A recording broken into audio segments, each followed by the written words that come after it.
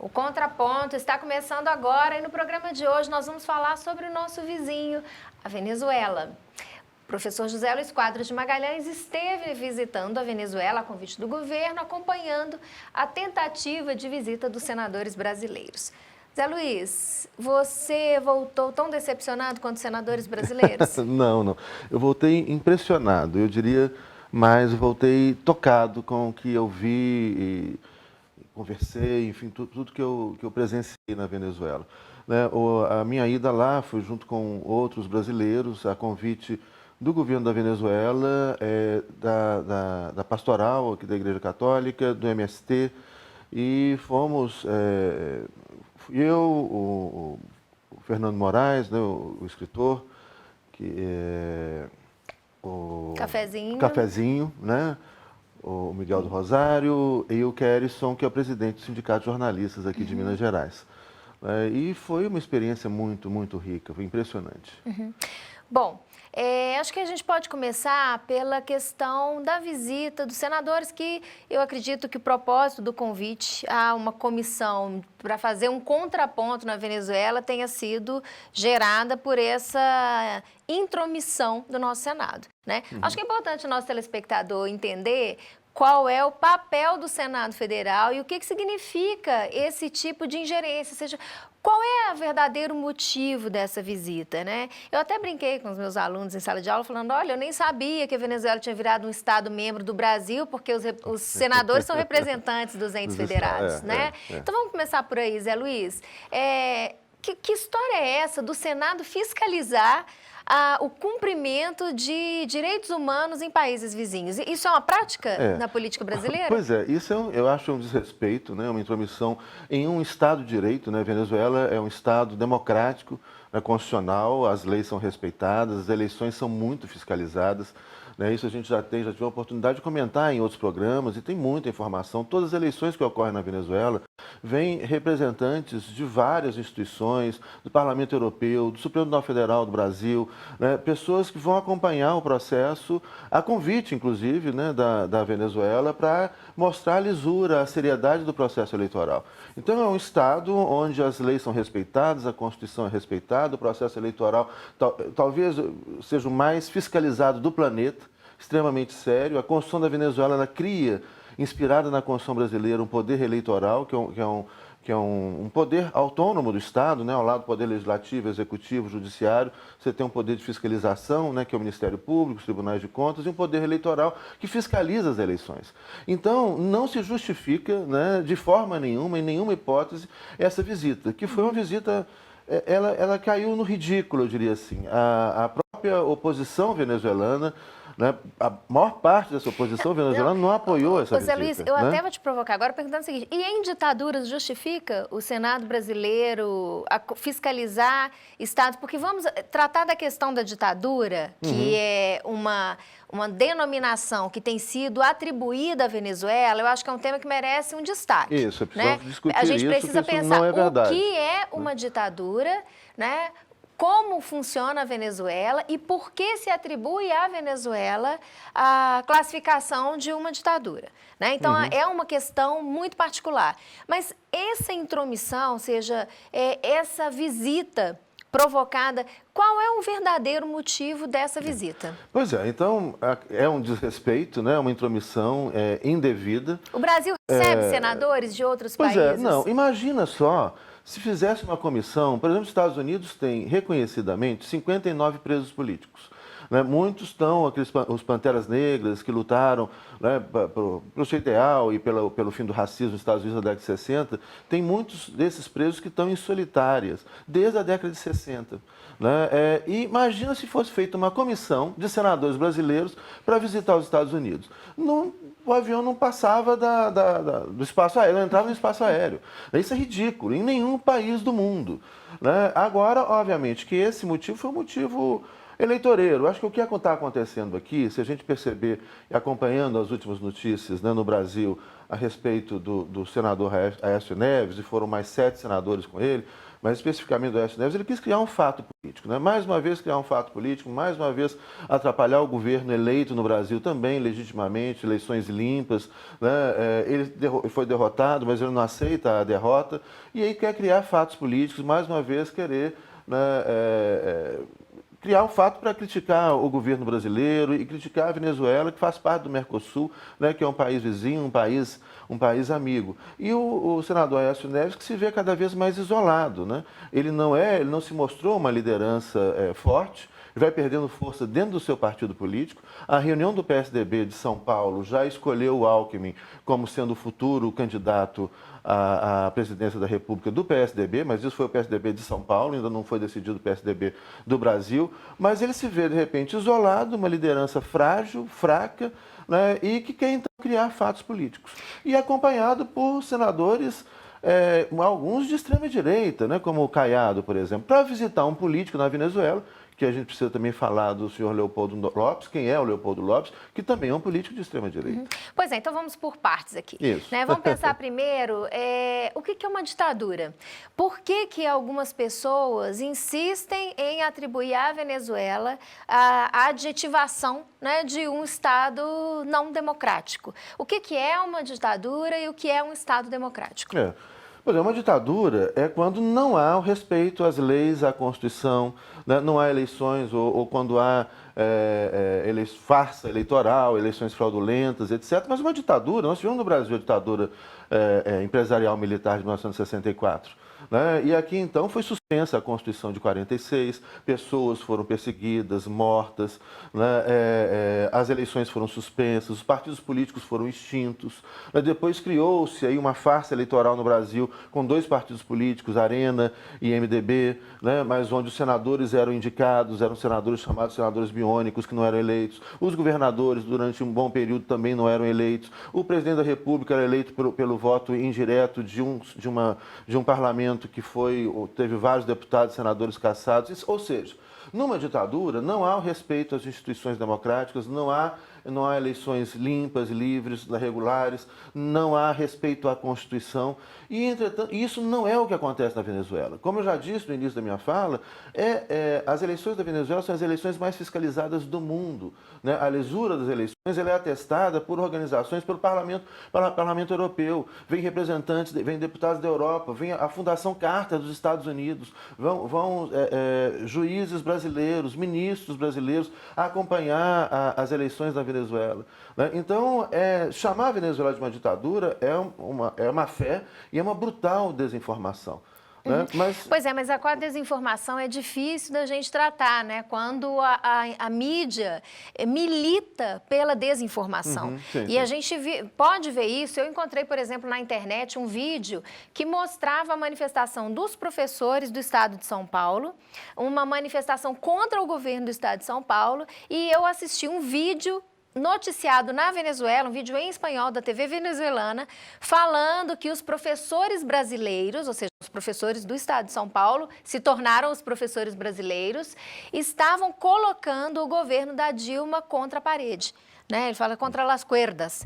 Então, é uma forma de distorcer uma notícia quando, na verdade, é uma manifestação contra o governo, de oposição ao governo federal. Então, esse tipo de manipulação, e tem as imagens dos professores atacando a Secretaria de Estado. O que me chamou a atenção no vídeo, o que me levou a assistir esse vídeo, foi porque a chamada era professores brasileiros invadem Secretaria de Estado. E eu achei aquilo muito estranho, porque a Secretaria de Estado é um órgão de governo estadual ou de governo municipal. Né? Então, como essa distorção da notícia faz com que as pessoas criem uma visão sobre o outro país, o país vizinho, que não corresponde à verdade. Então, a gente pode ter outros problemas que não sejam o motivo pelo qual se critica o Brasil, por exemplo. E, de repente, vão ter uma visão negativa do Brasil por razões que o Brasil, que não correspondem à verdade. Eu vejo que isso acontece com relação à mídia brasileira Venezuela. Sim, é uma distorção, é um encobrimento, né? Brutal, chega a ser grosseiro. A gente foi na visita, eu tive a oportunidade de conversar com vários periodistas, né? Visitamos a Globovision, eu dei uma entrevista na Globovision, que é a Rede Globo da Venezuela, bem estilo Rede Globo, sofisticado, etc. Né? Visitei um jornal de oposição, que foi a maior redação de jornal que eu já vi na minha vida, né? Enorme, poderosíssimo, um jornal que tem uma edição semelhante à Folha de São Paulo, que são 200 mil, a edição é 200 mil jornais diários, né? Que é a última notícia. E dei entrevista também para esse jornal, dei entrevista para jornais e rádios privadas, públicas, estatais. Enfim, tive a oportunidade de conversar com 3 vice-ministros da área das comunicações também na Venezuela. Mas o que se propaga aqui no Brasil é que não existe imprensa de oposição na Venezuela, que não existe liberdade de expressão. É tão grosseiro e é fácil o telespectador, porque assim, o que me tem preocupado muito no Brasil é quando a gente começa a falar alguma coisa, né, ou comentar alguma coisa, discutir algumas ideias, hoje as pessoas que discordam da gente já começam a xingar e falar, seu isso, seu aquilo, não sei o quê. Bolivariano, né? E não quer... É fácil, pela internet tem como, o telespectador tem como averiguar isso. Todos os jornais da Venezuela estão na internet. 70% da mídia da Venezuela é privada. E você tem televisões, rádios privadas, jornais privados poderosíssimos que falam mal do governo diariamente. 70% da mídia da Venezuela é privada. Né? Apenas 12% é estatal. E tem muitas TVs, rádios comunitárias. É difícil, Zé Luiz, é as pessoas prestarem atenção naquilo que elas acham que já sabem. Então, eu pensei, por exemplo, quando aqui no início do programa, desse bloco, você falou, né, a Venezuela, que é um Estado democrático de direito, ou seja, alguém que já construiu uma visão negativa sobre a Venezuela, vai ouvir isso, exatamente. Fala, eu não vou ouvir, olha, cara, então um louco vai me xingar aqui, na internet. bolivariano. Olha, um bolivariano ali, mentiroso. E aí vai encaminhar para aquele discurso do ódio, que a gente está vendo aí um incentivo permanente a esse discurso de oposição binária, né? Eu sou contra ou a favor, ou é bom ou é ruim, ou é uma democracia, uma ditadura, como se as coisas fossem assim tão simples. Sim, pois é, uma coisa também, eu não estou falando aqui, claro, que a Venezuela se transformou no paraíso na Terra. É óbvio que não. Mas nesse processo de transformação, nesses 15 anos de governo, pode chamar de governo bolivariano, da República Bolivariana da Venezuela. Por exemplo, eu tive, no último dia da minha visita, eu tive uma reunião com um representante da FAO, que é uma Organização das Nações Unidas para a Alimentação. Né? Conversando com ele, ele falou, olha, isso não tem nada a ver com o governo da Venezuela. Isso é um representante da ONU na Venezuela. Né? Esse representante da ONU, da FAO, ele me contava que há 15 anos atrás, tinham 4 milhões de venezuelanos que passavam fome. Ele diz, Zé Luiz, hoje não tem nenhum. Né? Então, isso é fato, isso é dado. Né? Então, agora, ele falou... O analfabetismo, a erradicação do analfabetismo. A Unesco, que é um outro órgão da ONU, atestou, acabou o analfabetismo. Né? Você tem investimento, você sai pelas ruas, tem muita favela na Venezuela, né? Mas começa um processo de urbanização, o transporte coletivo é muito barato, a energia elétrica é muito barata, a água é muito barata, as pessoas têm acesso. Agora, a Venezuela está vivendo, e isso a gente precisa comentar... Isso a gente vai deixar para o segundo bloco, uma guerra econômica. Exatamente, porque o que a gente mais escuta aqui é notícia de que na Venezuela não tem produtos nas prateleiras, as pessoas estão passando necessidade, não tem nem papel higiênico para comprar no supermercado. E a gente vai falar sobre isso no próximo bloco. Fique aí com a TV Comunitária. Daqui a pouquinho a gente volta.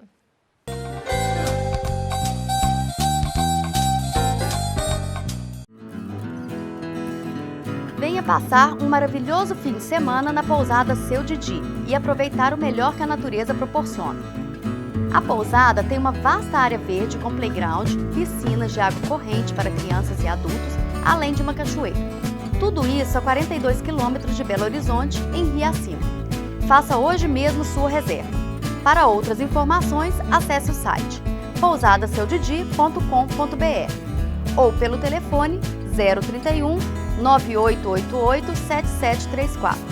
Pousada Seu Didi, natureza, conforto e tranquilidade.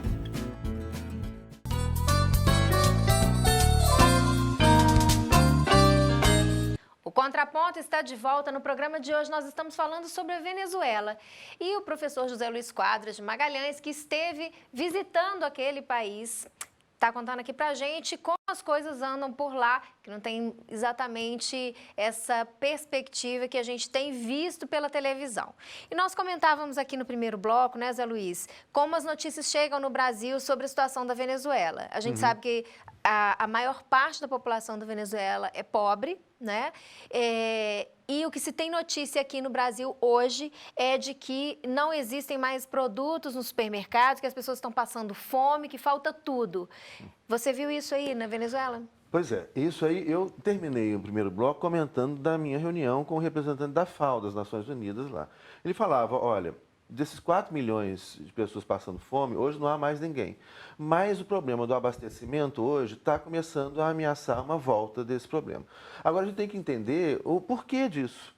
E aí, mais uma vez, eu acho que é importante a gente recorrer à história. Por exemplo, ir até a história do Chile, o que precedeu o golpe do Pinochet no Chile, que derrubou um governo constitucional, democraticamente eleito, do Salvador Allende. Olha, eu vou te confessar, né, que eu tive receio no ano passado de que isso acontecesse no Brasil. Eu agora já nem sei se foi ano passado, esse ano, mas aquela paralisação dos caminhoneiros, né? Eu tive, assim, uma sensação de que era a volta daquela ação no Chile para gerar uma instabilidade socioeconômica mesmo, né? Sim. Porque quando os produtos realmente eles não chegam nas prateleiras, a sensação da população é de desespero e aí as pessoas tendem a estocar, quem tem dinheiro, quem consegue comprar, estoca, aí é que as coisas desaparecem mesmo, porque algumas pessoas estão com muito guardado e as outras pessoas não têm acesso aos produtos e vira uma bola de neve e isso causa uma instabilidade econômica muito grande, né?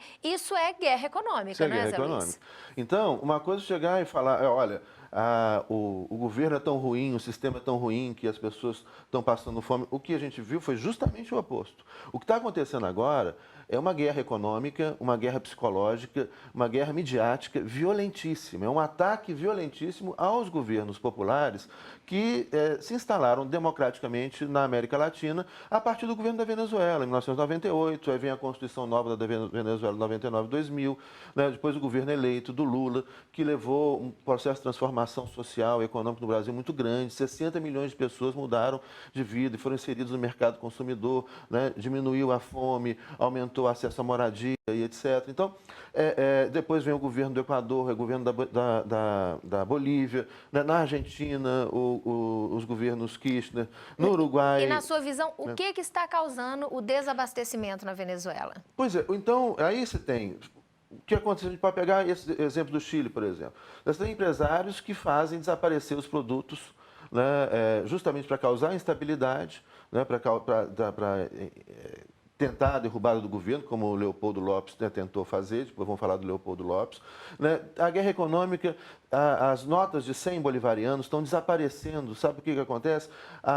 Pessoas da Colômbia estão comprando as notas de 100, pagando 140 bolivarianos, estocando as notas de 100, que some. A Venezuela vai ter que emitir mais notas de 100, depois eles põem em circulação essas notas, desvalorizando a moeda.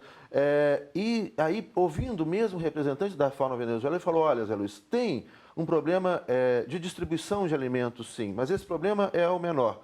Né? Na verdade, é a guerra econômica que faz desaparecer produtos. Mas mesmo assim, você vai ao supermercado, eu fui ao supermercado, tem fila.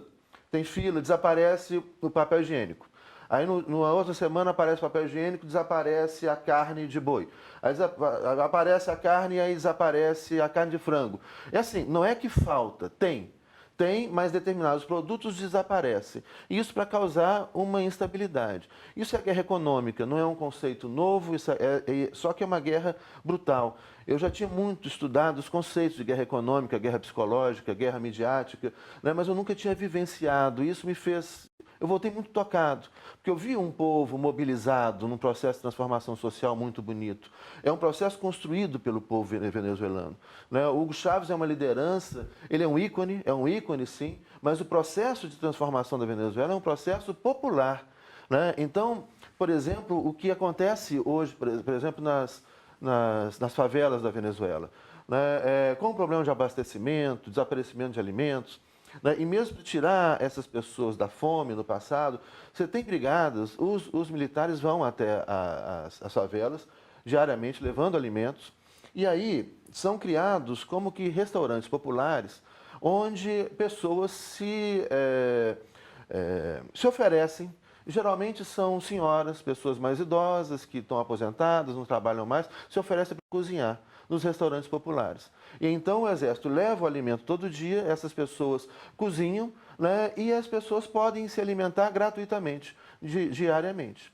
Então não há fome, há um problema de abastecimento. Mas o que a gente tem que entender é por que surge esse problema de abastecimento. E o problema de abastecimento surge porque é uma guerra econômica, é uma tentativa de estabilizar esses governos populares. Bolívia, Equador, Venezuela, no Brasil, o governo Lula, o governo Dilma, em alguma medida, o governo Kirchner na Argentina. E os produtos são subvencionados pelo governo? Os produtos são baratos? Os produtos são baratos, são subvencionados, e é uma outra coisa que acontece. Como os produtos são muito baratos, é tudo impressionantemente barato. Até o que não é um bem de primeira necessidade, cerveja. Né? Cerveja muito barata. Eu tomei uma cerveja. Nós tivemos Então, as coisas são muito baratas. E o que acontece? Então, as pessoas também estocam produtos, né, o que faz os produtos desaparecerem, porque a imprensa fica falando, vai faltar, vai faltar. Aí as pessoas vão lá e estocam o produto. Aí falta mesmo. Isso faz parte da guerra econômica. Né? E muita gente estoca porque o produto desaparece, ela compra um produto muito barato, papel higiênico, por exemplo. Vai lá e compra um monte de papel higiênico. Aí desaparece o papel higiênico no supermercado. Aí a pessoa começa a vender no mercado negro mais caro. Isso aconteceu no Chile em 73 também. Né? Isso, então, são conceitos de guerra econômica. E é interessante, é importante a gente entender isso. Para além desse discurso raivoso, Venezuela, ditadura, Venezuela é isso, Venezuela... Gente, presta atenção. Agora vamos falar de Leopoldo Lopes. Vai na internet, leiam os jornais da Venezuela, estão todos na internet, leiam. Precisa ver como é que é mentira o que a mídia brasileira fala. Né? Inclusive sobre essa figura que Leopoldo é um Lopes. golpista, né, desde 2001, que ele tentou, 2002, que ele tenta o golpe na Venezuela contra o governo do Hugo Chávez, chegam a tirar, sequestrar o Hugo Chávez, né, mas o governo consegue, há um contragolpe e se restitui o Estado Democrático na Venezuela com a manutenção do governo eleito, que era o Hugo Chávez à época, e esse sujeito, ele é tratado agora como preso político. Zé Luiz, vamos falar... O que é preso político e quem é o Leopoldo Lopes? Pois é, o Leopoldo Lopes é um político preso, como tem vários políticos presos no Brasil. Ele não é um preso político. Não, o preso político é aquele que luta pela democracia, que está lutando pela liberdade de imprensa, liberdade de expressão, né, que é preso numa ditadura. Não é o caso. Leopoldo Lopes, e aí também, se o telespectador pesquisar na internet, vai ver as falas, os discursos do Leopoldo Lopes, vai saber, vai descobrir quem que é o Leopoldo Lopes. Eu assisti um vídeo do Leopoldo Lopes convocando a população para uma manifestação nas ruas, e ele convocava as pessoas para que se manifestassem não pacificamente. Ele fala escancaradamente, convoca e incita as pessoas a agirem de forma violenta. O que a gente viu na Venezuela causou a morte de mais de 40 pessoas, Zé Luiz. Né? Ou seja, 43 pessoas mortas por causa da convocação de manifestação violenta do Leopoldo Lopes. E não é só isso, né? Além de tudo, ele está descumprindo a legislação da Venezuela, ou seja, a liberdade de expressão é prevista constitucionalmente. Eu conferi o texto da Constituição da Venezuela, fala em manifestações pacíficas, tem uma legislação penal, ele comete crime, ele afronta a legislação do país e é tratado no Brasil como um preso político. Olha, eu acho isso que deve ser uma péssima assessoria que esses senadores e o senador Aécio Neves têm.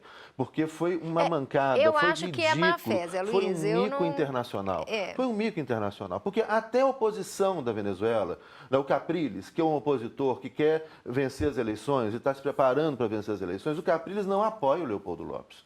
O Capriles não foi receber esses senadores, né, porque esses senadores foram visitar um criminoso. O Leopoldo Lopes, em 2002, ele participou do golpe de Estado. Né, ele assinou o decreto, um decreto que fechava a Suprema Corte da Venezuela, que fechava o parlamento da Venezuela, que acabava com as destituía o governo, que acabava com as democráticas. instituições democráticas. Ele assinou. Tem um papel assinado, tem um vídeo, tem esse cara lá participando do golpe. E agora, em 2014, o Leopoldo Lopes convoca manifestações violentas que levaram à morte 43 pessoas. Né? Esses senadores teriam que ter ido visitar os familiares dessas 43 pessoas mortas por causa do Leopoldo Lopes, que convocou essas manifestações violentas. As manifestações populares pressionando o governo para que o governo tomasse uma medida contra o responsável pelas mortes, isso não aparece na televisão brasileira. Ou seja, existem muitos vídeos mostrando as famílias com cartazes, queremos justiça, justiça, justiça. Ou seja, há uma pressão da população sobre o governo para que se faça justiça, responsabilize aquele que causou a morte dessas pessoas, né, que incitou a atos violentos. E aqui a gente transmite a notícia no Brasil como se o Leopoldo Lopes fosse um ícone da liberdade de expressão e um ícone dos direitos humanos que estão sendo desrespeitados, quando, na verdade, as famílias estão exigindo que o governo tome uma atitude com relação ao que ele fez. O que causa indignação é isso, porque é mentira, ela é grosseira.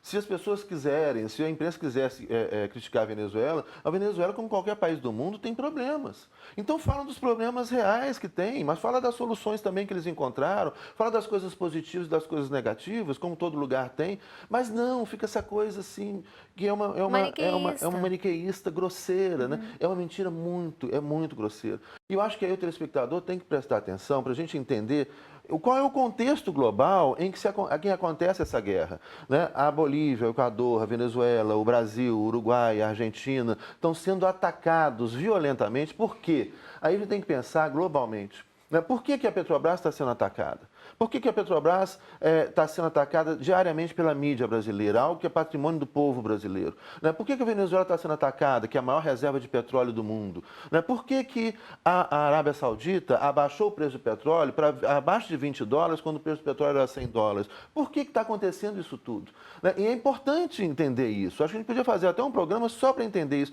Eu vou dar uma breve pincelada nisso. A Arábia Saudita, há 100 anos, desde o início do século passado, que era um satélite norte-americano. Ela faz o que os Estados Unidos mandam. A redução do preço do barril do petróleo torna inviável a exploração do pré-sal no Brasil.